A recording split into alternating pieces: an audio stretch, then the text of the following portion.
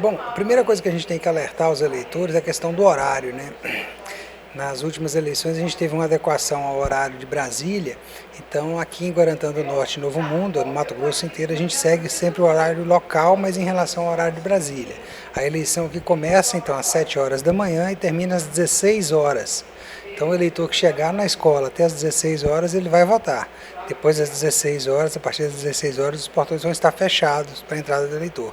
Então a gente alerta os eleitores para que eles procurem votar dentro desse horário, né? Evitar o tumulto do início do dia, que muitas vezes o pessoal quer votar logo no início da eleição e dá mais tumulto. Então, espaçar esse horário, né, das 7 até as 16, é um horário bastante longo.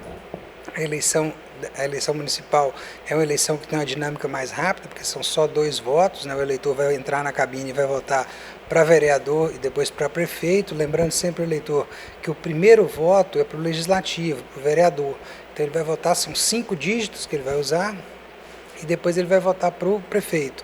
A gente orienta o eleitor que ele leve anotado o número dos candidatos que ele vai votar, que isso facilita para ele na hora da eleição.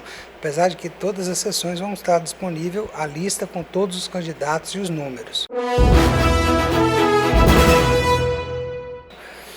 A gente orienta também os eleitores quanto à questão da propaganda eleitoral. No dia da eleição, toda propaganda eleitoral é proibida. A manifestação individual e silenciosa ela é permitida. Mas a própria lei já explica, né? Ela é individual e ela é silenciosa. Então aquele eleitor que chegar com um adesivo do candidato, com a camisa que ele fez com o candidato, ele pode estar usando, ele pode ir lá votar e ir embora.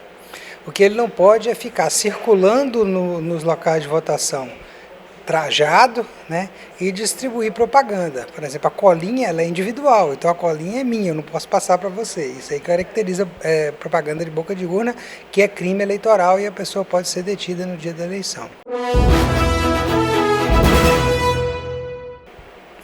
A gente orienta também os candidatos quanto à questão do derrame de santinhos, né, que às vezes é costume jogar na frente das escolas. Lembrando que hoje, Guarantã do Norte, a cidade já está praticamente 100% monitorada, 100% dos locais de votação tem monitoramento eletrônico com câmeras.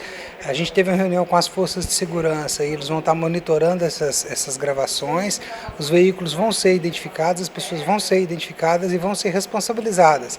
Não só o autor, mas também o candidato que despejar o santinho.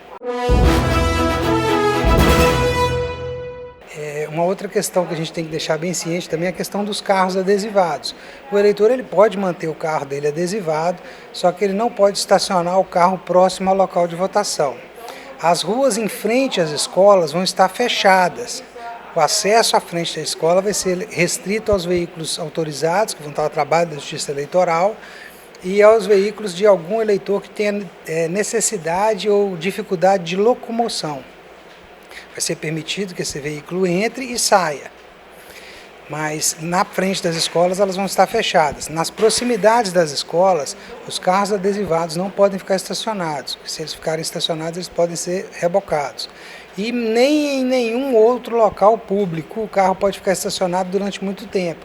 Uma coisa é o cara parar o carro, por exemplo, para ir na farmácia, para ir comprar um pão na padaria, ou para visitar uma pessoa e sair. Outra coisa é permanecer o carro estacionado em um local público durante o dia todo adesivado, que isso aí vai caracterizar que esse carro está sendo usado não como um veículo, mas como um meio de propaganda eleitoral e pode causar a remoção desse veículo pela força de segurança. Então são orientações que a gente passa aos eleitores. Aos candidatos também, essa questão da circulação nos locais de votação. O candidato ele tem acesso a todos os locais de votação, tem acesso aos locais de apuração, mas ele está nesse dia e ele tem que lembrar que ele trabalha como se fosse um fiscal.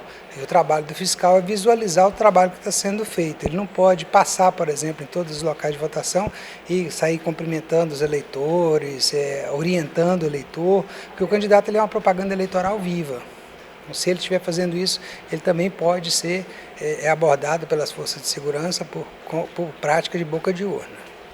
E aí vai sofrer as consequências. Rodrigo, outra coisinha que é importante estar levando as informações é a questão das mudanças de algumas sessões aqui em Guarantã do Norte. Isso, a gente teve uma alteração devido à reforma nas duas escolas estaduais aqui de Guarantã, a Escola Guarantã e a Escola Albert Einstein, que não vão estar funcionando nos seus locais normais. Todos os eleitores da Escola Albert Einstein, eles vão votar na Escola Beija-Flor. Já os eleitores da Escola Guarantã, por ser uma escola com maior número de sessões, a gente não conseguiu uma escola só para alocar todos os eleitores, mas nós conseguimos fazer essa distribuição entre a Escola Estrelinha do Norte e o CEMEI Doce Infância, que funciona bem ao lado da Escola Estrelinha. Então, alguns eleitores da Escola Guarantã, algumas sessões vão estar funcionando na Escola Estrelinha e algumas sessões vão estar funcionando no CEMEI Doce Infância.